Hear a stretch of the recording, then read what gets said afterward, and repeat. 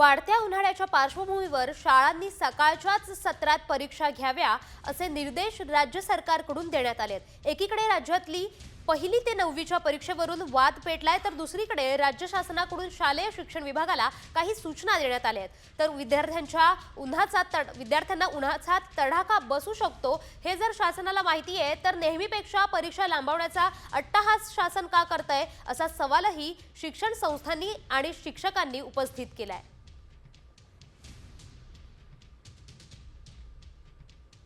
वाढत्या उन्हाळ्याच्या पार्श्वभूमीवर शाळांनी सकाळच्याच सत्रात परीक्षा घ्याव्या असे निर्देश राज्य सरकारकडून देण्यात आलेत। एकीकडे राज्यातली पहिली ते 9वीच्या परीक्षेवरून वाद पेटलाय, तर दुसरीकडे राज्य शासनाकडून शालेय शिक्षण विभागाला काही सूचना देण्यात आल्या आहेत। तर विद्यार्थ्यांना उन्हाचा तडाखा बसू शकतो हे जर शासनाला माहिती आहे, तर नेहमीपेक्षा परीक्षा लांबवण्याचा अट्टहास शासन का करतंय असा सवालही शिक्षण संस्थांनी आणि शिक्षकांनी उपस्थित केलाय।